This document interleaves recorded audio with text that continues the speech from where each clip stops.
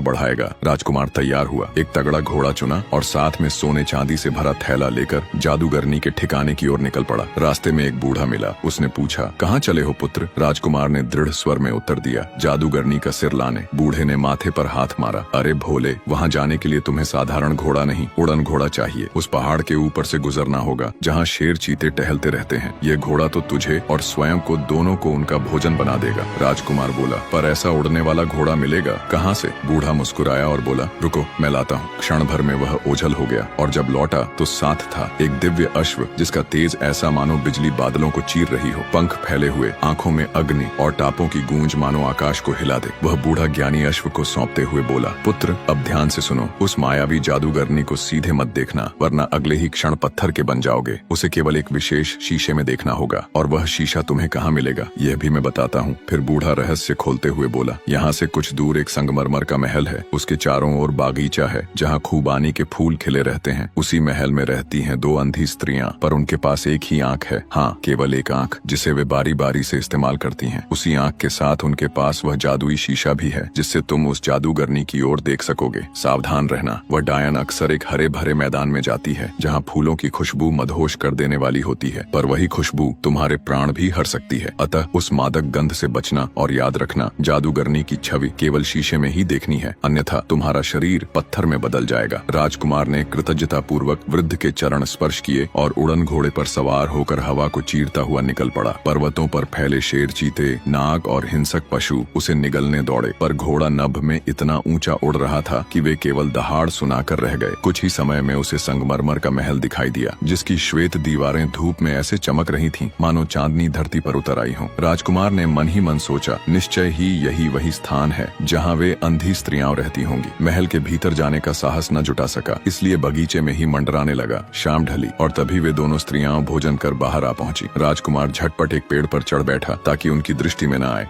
वे दोनों आपस में बातचीत करते हुए टहलने लगी। उनमें से जिस स्त्री के पास वह अकेली आंख थी उसने ऊपर की ओर मुंह उठाकर कहा, बहन देखो यह महल कितना भव्य है, राजा ने इसे अभी नया नया बनवाया है। दूसरी स्त्री ललचाई आवाज में बोली, अच्छा तो वह आंख मुझे दो, मैं भी तो देखूं। पहली ने सहमति जताई और जैसे ही उसने हाथ बढ़ाकर वह आंख देने की कोशिश की, उसी क्षण बालक ने पेड़ से झुककर फुर्ती से उस आंख को बीच में ही लपक लिया। दूसरी अंधी स्त्री तुनक कर बोली, तो यह बात है, तुम मुझे आंख देना ही नहीं चाहती, सब कुछ खुद ही देख डालोगी। पहली ने झुंझलाकर उत्तर दिया, अरे पगली, मैंने तो अभी अभी तेरे हाथ में रखी थी। दूसरी तड़प कर बोली, नहीं तूने मुझे आंख दी ही नहीं। वे इसी तरह आपस में बहस करती ही रहीं, पर तभी उन्हें एहसास हुआ कि न किसी ने आंख छिपाई न किसी ने इनकार किया। असल में आंख तो दोनों के पास से गायब थी। वे भय से कांप उठी और बागीचे में गरज कर बोली, ऐसा लगता है कि कोई अनजान इस बगिया में घुस आया है जिसने हमारी एकमात्र आंख छीन ली है। सुनो अजनबी, जहाँ कहीं हो सामने आओ, कृपया मेहरबानी करके वह हमारी आंख हमें दे दे, क्योंकि हम दोनों के पास केवल एक ही आंख है और यदि बदले में तुम हमसे कुछ मांगना चाहते हो तो साफ कह दो, हम सहर्ष देंगे।